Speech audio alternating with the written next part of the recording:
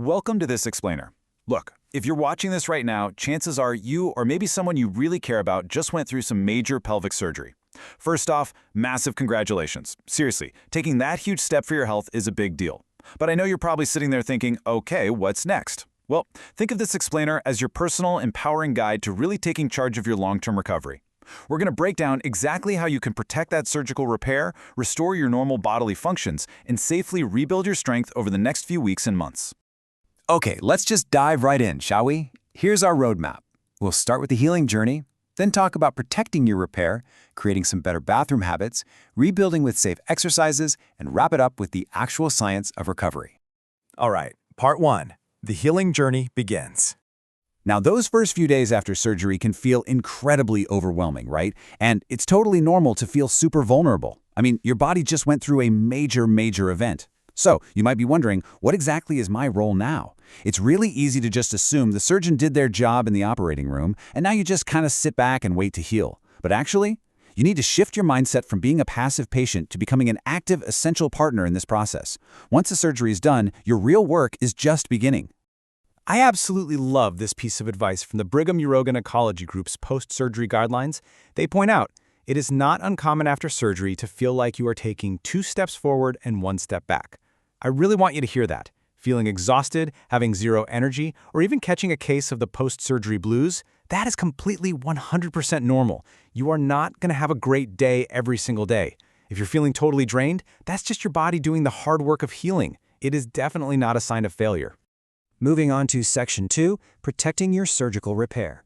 So here's the thing. There is a huge difference between the healing you can see on the outside and what's actually happening on the inside. Just because your outer incisions look like they've healed up super fast doesn't mean the delicate work inside is completely secure yet. In fact, it takes up to 6 months to get to just 90% wound strength internally. 6 months. And get this, it can actually take up to 2 full years to reach full internal strength. Those deep tissues and stitches really need a dedicated timeline to integrate and get strong again. Because of that invisible internal healing timeline, you're going to be on a super strict lifting limit of 20 pounds. To put that into perspective, a full gallon of milk weighs about 8 pounds.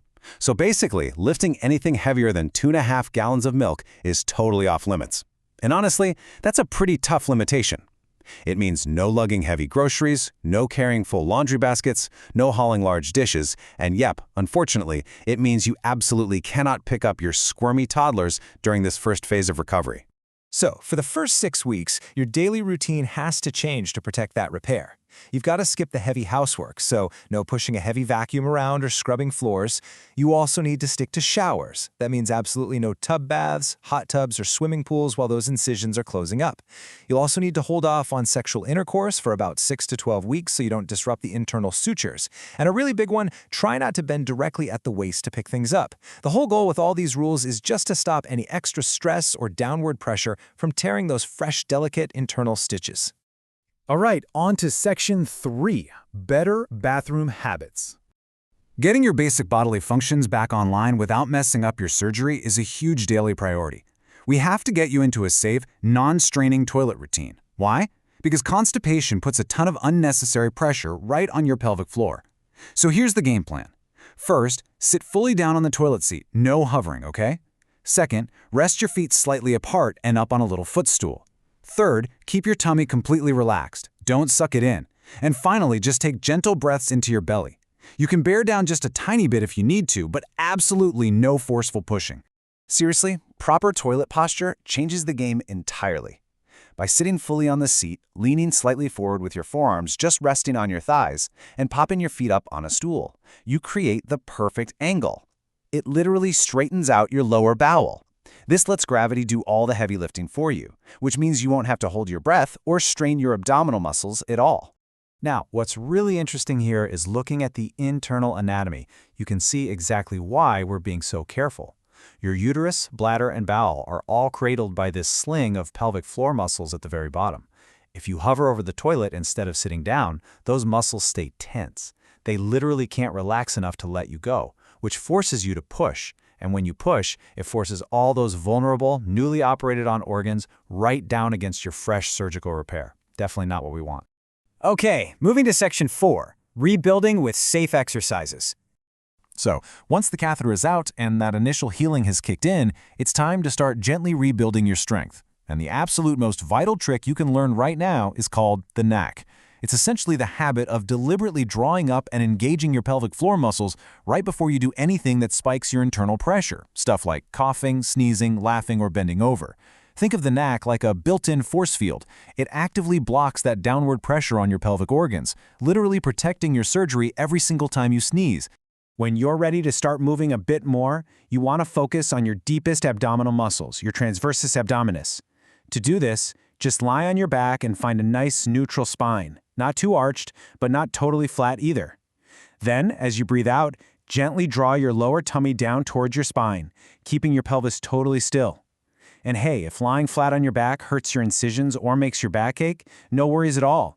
You can do this exact same breathing and contracting technique lying on your side with some pillows propped around you for support. Let's see how this builds as we move into some gentle knee rolls. You'll engage that core contraction we just talked about, keep your back nice and steady, and just let both knees slowly drop to one side before bringing them back up. It's such a fantastic, gentle way to get moving again. Plus, it is a total lifesaver for relieving trapped wind and lower backache during those first few days after surgery. Next up is the one-leg stretch. So, keeping that core lightly engaged and your pelvic floor drawn up, you're going to gently slide one heel away from you right along the bed.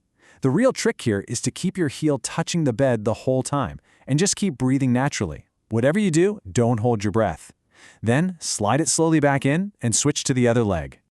Taking it just a tiny step further, we have this single knee fallout. Start with your feet flat and your knees bent, and just let one knee gently fall out to the side. The absolute key to this one, keeping your pelvis completely frozen in place. You don't want your hips rocking and rolling around with your leg. Just lower the knee as far as you can without your hips shifting at all. And finally, as you get a bit stronger, you can start adding in some pelvic bridging. With your abs and pelvic floor engaged, start right at your tailbone and slowly curl your pelvis inward. It helps to imagine you're peeling your spine up off the floor, piece by piece, kind of like unsticking a strip of Velcro. Lift up into a small bridge, hold it for a second, and then roll it back down just as slowly. This one is all about smooth control, not forcing it. And that brings us to Section 5, the science of recovery.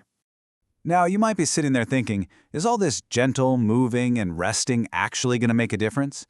Thankfully, there's hard data to back this up. A really solid study published in the journal Ultrasound in Obstetrics and Gynecology looked at 159 women who had stage 2 or higher pelvic organ prolapse and were scheduled for surgery.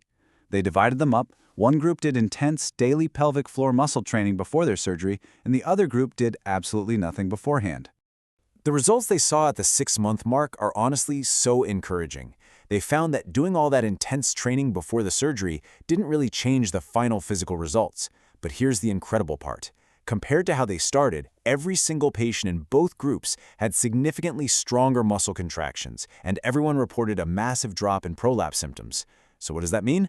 It means the surgery itself, when you combine it with proper healing and careful post-op habits for those first 6 months, really does work to correct the anatomy and get things functioning beautifully again. So the science is clear. The surgery does its job.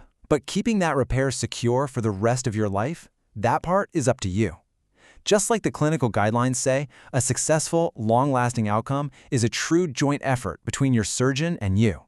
You've got the tools now. You know exactly why you need to protect your body, and you know how to rebuild your strength safely. So, the only question left is, are you ready to play your part and really own your recovery journey?